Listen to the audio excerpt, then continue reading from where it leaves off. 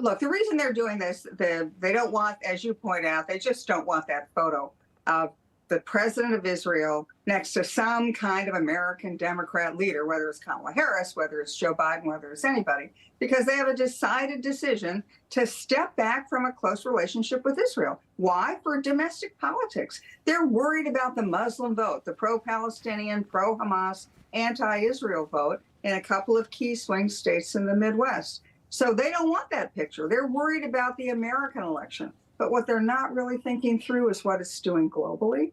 Because not only is disrespect to Israel, not only does it look like we're trying to separate ourselves from Israel, but it sends a really clear signal to Iran. Iran is looking for the moment to go after Israel, and the Biden administration has just given them that. Yeah, I'm wondering what you make. I mean, you have been in politics for a long time. Your reputation, you worked with the Nixon White House, of course, with the Reagan White House, and many others. And look, I'm naturally skeptical, and I'm skeptical of everything that's gone on with the Biden administration over the last 3 days. Am I alone? Or do you think that there are other people out there across this great country that kind of feel the same way, that sort of feel like the books are being cooked as we speak to get Kamala Harris in through the back door of the White House come November 5th? Yeah, I mean, look, this is old wine in new bottles, right? This is the same policies, the same people around her. She's going for the same things, right? The open border, the high inflation, the anti-Israel policies. There's nothing new about this Democrat candidate versus the previous Democrat candidate. I think the people around the country are smart enough to understand that. But what I'm worried about now is that we are in complete chaos in Washington. Who's the president? Is he going to be president next week, next month? Is he going to be president, all the way up until the election? Maybe, maybe not. Is she really the candidate? Okay, maybe she is. Maybe she isn't. If her poll numbers aren't very good, are they going to poll her too? And then what happens after the election? These are always times, these transition periods historically are times of great vulnerability for the United States because you don't know who's in charge. Other countries, our bad guys, are looking at this saying, this is our moment. This is our window of opportunity. We better strike soon, because most people think Donald Trump will be elected. And they know when Donald Trump gets elected, especially Iran, that sanctions will be reinforced. Prices of energy are going to go down. He's going to be tough against the terrorists. He's going to be pro-Israel. None of those things are what you get with the Bidens. So I'm really worried that Iran is looking at this window of opportunity closing and deciding this is the time to make their move. You mean the window of opportunity between now and January 20th, yeah, particularly if Trump wins. Okay.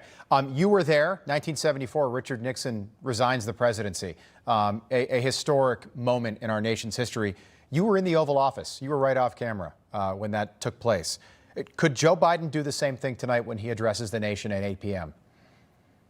Yes, I think he very well could. And here's one of the reasons that I'm concerned with, is he going to resign before his term is over?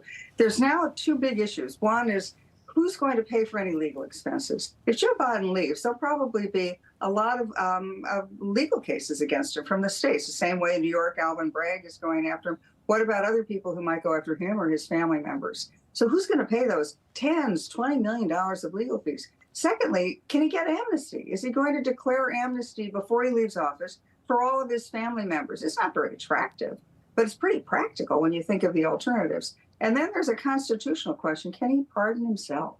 If he cannot pardon himself, then is there a deal cooked up? This was the thought during the Nixon resignation when President Ford, Vice President Ford, became president. Was there some kind of secret deal between Nixon and Ford? There was not. But there will be the accusation if President Harris comes in, if she becomes president, in a few days from now, and she pardons Joe Biden for any potential crime he might have committed in his previous life. Was there a deal cooked up? 50 years later, you still believe that Ford and Nixon didn't have some sort of deal worked out? They did not. I mean, I worked very closely with President Nixon. I worked for Henry Kissinger. There were only about 10 people left in the White House the day Nixon resigned. Yeah. I worked very closely with President Ford. There was absolutely no deal. They stood very far apart from themselves. They didn't talk. Their people didn't talk because they did not want the appearance of a deal, even though there was never going to be a deal, but there was certainly, they didn't even want the appearance of a deal. They wanted this to look like a clean, transfer of power, so there was not a constitutional crisis. Yeah, it didn't look like that. You can draw a straight line to that pardon right to 1976 and Ford losing to Jimmy Carter. People wanted a fresh start. That's why this peanut farmer of no particular note, this one-term governor in Georgia, probably won in '76.